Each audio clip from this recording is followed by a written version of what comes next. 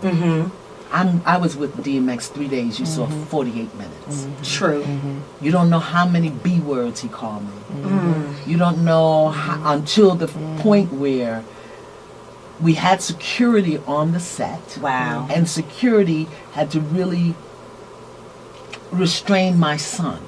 Because my son is not accustomed to hearing men call me out my name. I know that's right. I was a fat bee, a black bee, a stupid bee.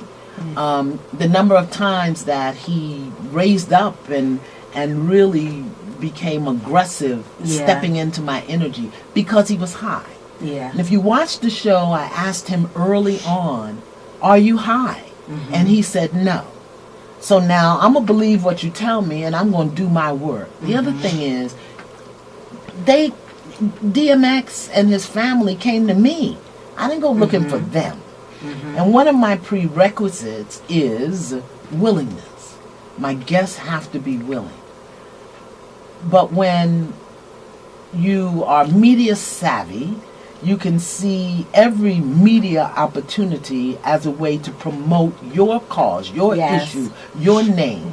And so once we got there, it was an opportunity for my brother to promote himself. Number one, he was a day late. Are you serious? Yes, I'm serious. And like I said, those who control the words and images control the minds of the people. So what you saw, you thought that was it. I sat in a hotel and waited for him for a day. Wow. And then the day he was supposed to show up at 10 o'clock in the morning, he got there at 7 o'clock in the evening. Hundreds of thousands of dollars. In spirit, I knew that he wasn't in his right mind.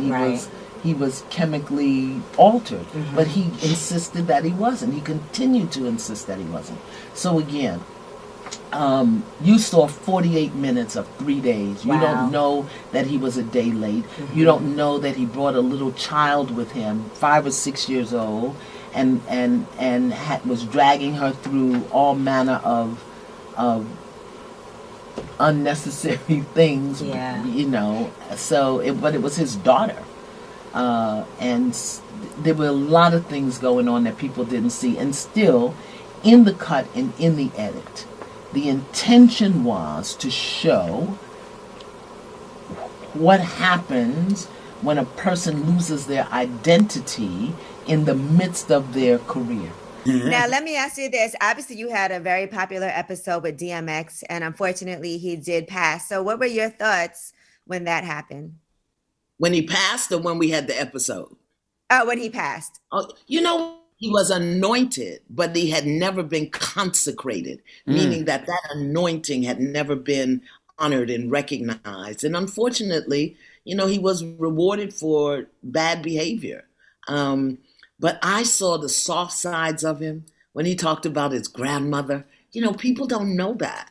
And he could pray the paint off the wall. Okay. He was so anointed. So, you know, he's resting and he left a powerful legacy. But he's also a cautionary tale about how we need to take better care of each other and call each other on our stuff. You know, I remember when you said that you were disobedient to what your inner guidance was telling you to do when it came to dealing with DMX. What was that?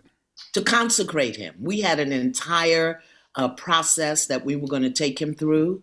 But unfortunately, the location that we chose for the show had no heat.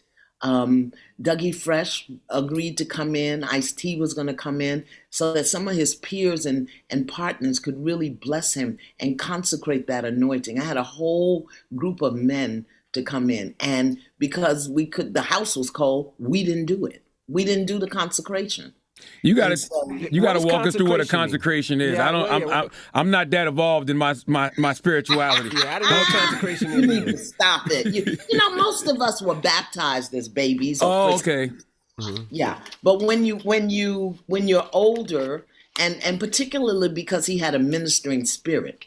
I mean, he really had a ministering spirit. Meaning his speaking was to the soul. His writing was from the soul. So I was just going to do, you know, in the ancient traditional African way, wash him, anoint his head with oil, pray over him, and change his name. Right. Did you have a name in mind? No, I wouldn't have known the name until we had done the ceremony. Then I would have asked.